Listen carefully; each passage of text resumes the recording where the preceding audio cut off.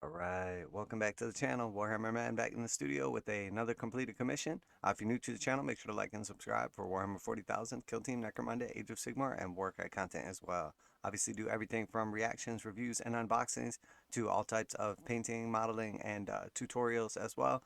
And then of course show off our commissions as they come out of the studio. So here we have a completed terrain commission. This is a Sector Mechanicus terrain set for use in Kill Team or Warhammer 40,000. Also could be used in Necromunda as well. So here we basically took the terrain that would be included in the starter set and then added in a bunch of extra pieces as well to fill out the table.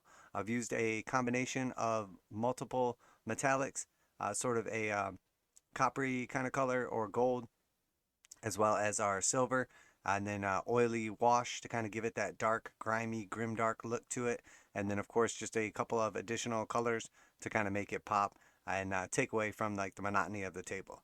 I think it's very important when doing a terrain set that the terrain itself is painted and looks good upon close inspection, but overall it's not so bright and colorful that it's taking away from your actual models on the table.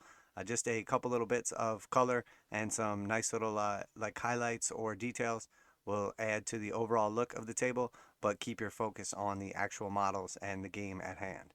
So we've used essentially like some grays as well as the metallics on some of the larger pieces, and then some lighter gray highlights, and then of course some various colors on some of the other pieces, a combination of like red, blue, and yellow, just kind of mixed throughout a couple of our other pieces. And then we've got a bunch of little accessories to go along with the set as well. If you're not familiar with the Mechanicus set, this is one of the coolest sets and it's able to stay almost completely modular. You can essentially use this a lot like you would Legos. There are little pegs on the bottoms of the legs and then slots for the pegs on the bottoms of the actual like platforms and various other pieces as well. So you can attach ladders, legs, and all types of other accessories wherever you want. You can completely customize your table, and if you don't want to, you don't have to glue anything. A lot of times you will realize that certain things you're going to want to always have together, and eventually you'll start getting comfortable with those, and sometimes want to glue some of those. But alternatively, you can leave it in a set like this, completely modular and completely just individual pieces, and then you can spend as much time as you want completely configuring your battlefield, altering it for every game or changing it if there is or isn't something you like. And then eventually down the road, if you decide you want a certain configuration, you can obviously glue some pieces if you like, but you have unlimited possibilities with this set. And again, if you're not familiar with it, it includes a bunch of these little pieces on the bottoms right here. And then if we look at some of the actual pieces here, you basically have, a panel like this, and then there are just places all over the panel where you can place these connecting pieces. So you essentially have the choice to add those on wherever you want. You can just stick them in the bottom, and then you can take one of your other pieces, and again it has configuration spaces so you can place them however you want, and then you can just push them together. And once you do that, you have basically a panel that's completely solid and completely useful. And then again, you have the same thing available with the legs as well. So there are various places all over where you can essentially push in the legs. Once you do, they are secured on there, and then you essentially have your piece set up.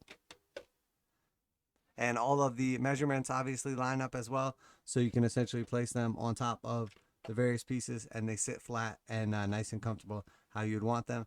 And obviously unlimited possibilities with these sets. And then of course once you're done, just kind of give them a wiggle and they pop back apart like that. And there's lots of other pieces that have similar setups. So on these, they have like an interesting little pattern on the top, and then we see it on the bottom as well. And if we just give it a spin, you can mount those on there, and then that will stay how you want it. And then there's various different pieces you can do that with as well. And then we have pieces like this where we can essentially just take one of these bad boys, pop it on top, and again, it will sit comfortably on top of there. You can put one of these pieces on top of it as well. And when it's all said and done, there are unlimited configurations for this set. So I will go ahead and set it up in a couple of configurations, kind of just show off what type of build you could build with something like this, or what kind of board you could build. And after that, get it all packed up and sent out to the client. So all right, so here we just have one of the unlimited setups that you could do with the Sector Mechanicus terrain set. Essentially just created a large kind of platform that spans the majority of the kill team board in the back there. Quite a few little bits of terrain here and there to block and potentially like partially obscure or provide light cover for the elevated positions, and then use like a series of ladders and some of the other pieces as well to kind of expand on the upward portion of it. And then obviously we have the large line of sight blocker in the middle, and then like three various other line of sight blockers. So this allows essentially like an overall pretty much symmetrical board. You can do asymmetrical, symmetrical, whatever you want with this set. But there's a couple odd pieces, so you can kind of like put them in the center to keep it even, or you can make it almost symmetrical but have a couple different variations. But overall, just want to make sure that there is plenty of stuff on the board, and then you have plenty of places to stay completely out of line of sight, plenty of places where you can find partial cover if need be, and then obviously still draw some cool lines and cover lines and essentially like lock down different portions. And you know, the cool thing about a set like this and the unlimited opportunities of it is depending on if you feel like one team has an advantage or disadvantage, a lot of times the terrain can kind of balance that back out. So if you have too much line of sight blocking terrain, a all shooting team like Tau might struggle. If you have not enough line of sight blocking terrain, something that is more geared for combat like a Gene Stealer kill team is going to struggle. And then obviously there's lots of different gray area in between. So the key is just to make it so that you know, both players are having fun, feel like there's an equal opportunity on the game board, and then let the dice and the kill teams, you know, make up the difference.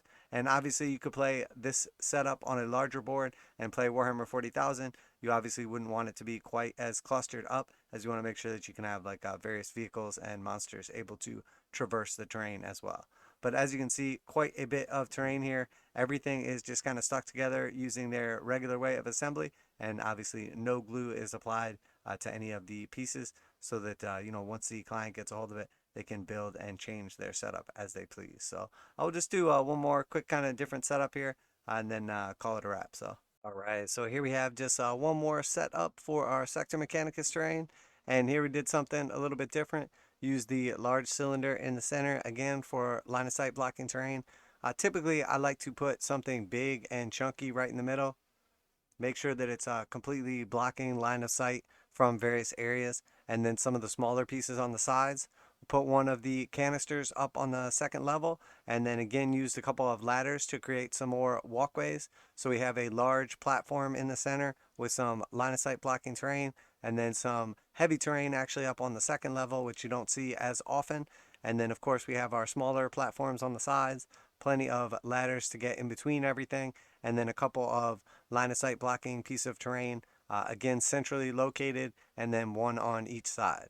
So there's plenty of heavy and light cover on this setup, plenty of ways to traverse the second level, and then obviously it looks cool and gives you like that nice kind of gritty, grimy, oily, industrial look, but has just a little bit of color to kind of give it a little bit of life and pop and kind of draw your eye to it. So once you throw some models on the board, they're going to stand out, but also look like they're in this kind of grim, dark aesthetic of the environment. And again, that's really what we're going for. The key with terrain is not to make it look beautiful like you do with your models.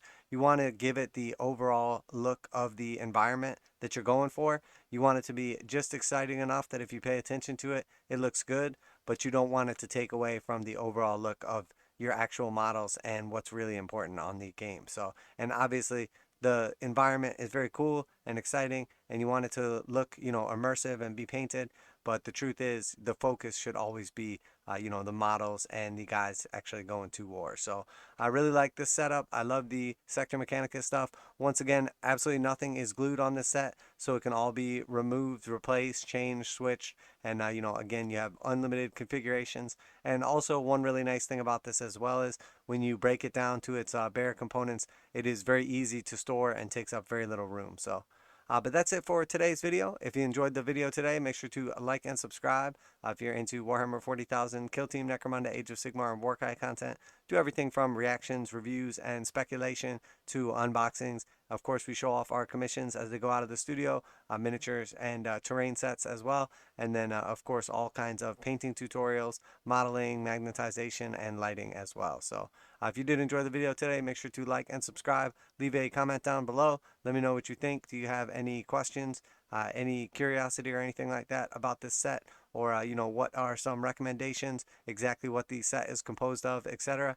And I'd be glad to answer those questions. We always list the paints and styles down below, so if you'd like to replicate this yourself, obviously you're able to do that. And that's it for today. Warhammer Man Studios, I'm Warhammer Man, and I'm out of here.